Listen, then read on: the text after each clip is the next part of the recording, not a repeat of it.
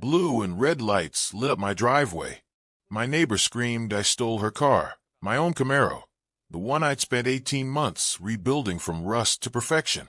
Cops marched toward me, hands near their holsters. In that moment, one question burned in my mind. How do you prove what's already yours? After 12 hours at the shop, my clothes smelled like motor oil, and my hands were stained with grease that no soap could erase. Most people call that exhaustion. For me, it was pride. 3 generations of Rodriguez mechanics built our name on sweat and steel, and I wasn't about to let that legacy die. But the real reason I worked double shifts wasn't just bills. It was parked in my garage, a 1967 Camaro SS. When I first saw her at an estate sale, she looked like a corpse on wheels. Rust eating the body, seats ripped apart, paint so dull you couldn't even guess the color. People walked past like it was junk. I didn't. I scraped together $3,200 and promised the widow, selling it, that I'd bring the car back to life. For 18 months, every weekend disappeared into sanding, priming, wrenching. Cold coffee and aching hands became my routine. Slowly, that lifeless shell turned into something beautiful. That Camaro wasn't just a car. She was therapy after my divorce, a symbol that broken things, like people, can be rebuilt. She was my dream, my peace. And soon, she would become the target of the worst neighbor in America. Her name was Brenda Wilson, but everyone just called her the HOA queen. Fake blonde hair, manicured nails that never touched real work, and a smile sharp enough to slice through steel.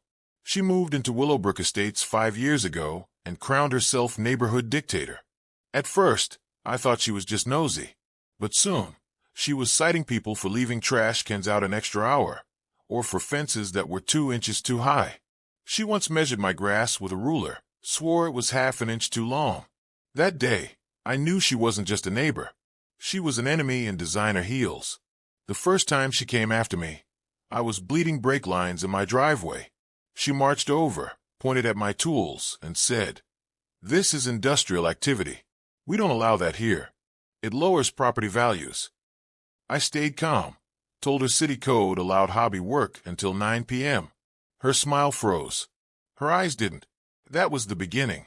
And if I'd known then just how far she'd go, I might have packed up and moved. But I didn't, because the Camaro was almost finished. And Karen wasn't done. 2 weeks before the explosion, Brenda threw one of her infamous pool parties. You know the kind, mimosas, gossip, fake laughs echoing across the fence. I was in my garage, tightening bolts, when I heard her voice carry over. "Oh, that's my new Camaro," she bragged. "Just bought it from a dealer in Phoenix. $45,000. They're shipping it next week." My wrench slipped.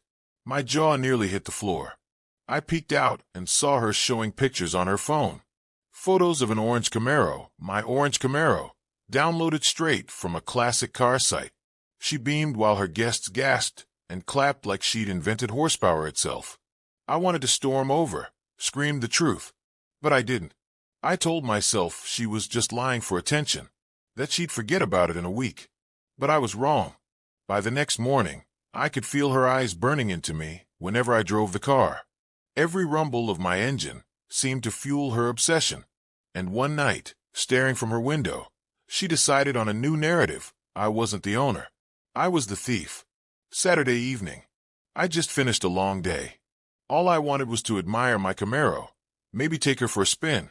I hit the garage remote, and the door creaked open to reveal chrome, so polished it could blind a pilot. That's when it happened. Brenda came charging across her lawn, phone already pressed to her ear, face twisted like she'd smelled something rotten. "Help! He's stealing my car," she screamed.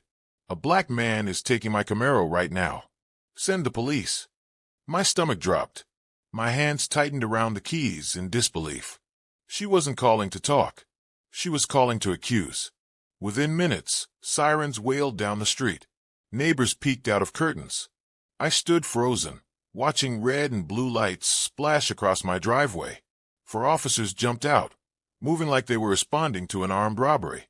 Brenda pointed directly at me, her voice screeching through the night. "That's him.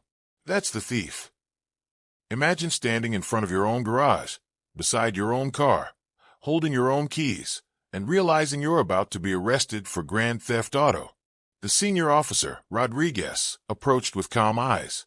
His younger partner, Morgan, looked like he could bench press the car. "Sir," Rodriguez said, "we got a report of a stolen vehicle. Care to explain?" Brenda jumped in before I could speak. "I just bought this Camaro yesterday. $45,000. He's lying he stole it." I took a deep breath. My dad's voice echoed in my head. "Documentation beats desperation." "Officers," I said steady, "this car has been mine for 18 months, and I can prove it." I pulled out my phone, opened a photo album, and handed it over. Picture after picture. The Camaro as a rusted shell, me sanding panels, rebuilding the engine, repainting until it gleamed. Rodriguez's eyebrows lifted. "You did all this yourself?" "Family business," I said. "My grandfather would haunt me if I did sloppy work." Brenda shoved glossy dealer photos at Morgan. "Look, proof. They sent me these yesterday." Morgan frowned. "Ma'am, these are stock photos. No VIN, no paperwork. Do you have a bill of sale? Transfer receipt?" "It's processing," she stammered. Meanwhile, I dug into a binder thicker than a phone book. DMV registration, insurance policy, receipts, even a handwritten estate sale bill of sale from the widow herself. Every number, every date matched. Rodriguez looked at Brenda with a tone reserved for stubborn children. "Ma'am, filing false reports is a crime." For a moment, silence. Only the sound of sprinklers clicking 3 houses down. Karen's empire of lies was cracking. But Karen didn't back down. "He forged it all," she shrieked. "He's probably running some scam." Her voice rose higher, more desperate. Neighbors gathered, whispering. The officer's patience thinned. Rodriguez closed his notebook with a snap. "Ma'am, this man has irrefutable proof. You have none. If you continue this, you could face charges." Brenda's face flushed fire red. Her hands trembled as she clutched her useless photos. I almost felt sorry for her. Almost. As the cops pulled away, I caught her staring at me through her window. Not defeated. Not apologetic. Her eyes burned with cold calculation. And that's when I realized this wasn't over. Not even close. 2 days later, I found a notice in my mailbox. HOA violation. Unauthorized commercial vehicle. Brenda's signature at the bottom. By Wednesday, 3 more citations arrived: oil stains, excessive odors, noise violations. She was carpet bombing me with paperwork. I installed security cameras. And what I saw confirmed my fears. Brenda pacing the property line, snapping photos, measuring with a yardstick, documenting like she was building a legal case. But what she didn't know was that I was documenting too. Every letter, every visit, every second of footage was going into a file. Because she wasn't trying to protect the neighborhood. She was trying to break me. At the county office, I dug into HOA financial records. What I found made my jaw drop. Brenda wasn't just a nosy neighbor.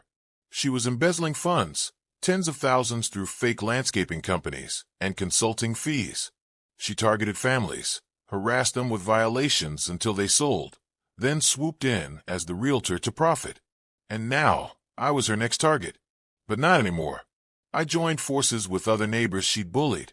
Together, we built a coalition. And soon, Karen's empire of intimidation was going to collapse under its own lies. The evidence was airtight. Fraud, harassment, false police reports, it was all there. Brenda tried one last stunt, planting oil cans by my garage to frame me for environmental violations. The inspector laughed. They still had Home Depot stickers on them. When police reviewed my security footage, it was over. The neighborhood voted her out. Investigators confirmed her embezzlement. Her real estate license was suspended. The same woman who once screamed I stole her car was now standing in court, facing charges for fraud and harassment. Meanwhile, my Camaro, my car, was gleaming in the driveway, the symbol of standing up to a bully. Karen thought she could rewrite reality, that lies screamed loud enough would become truth. But the truth doesn't need volume. It just needs proof. I learned that the hard way. She tried to steal my car, my peace, even my home. But in the end, all she lost was her power. So here's my advice: document everything. Build alliances with your neighbors. And never, ever let a Karen decide your story for you. Because sometimes, justice doesn't come with a gavel or a badge. Sometimes it comes with a stack of receipts, a community that stands together, and the roar of a rebuilt Camaro reminding everyone, this is mine.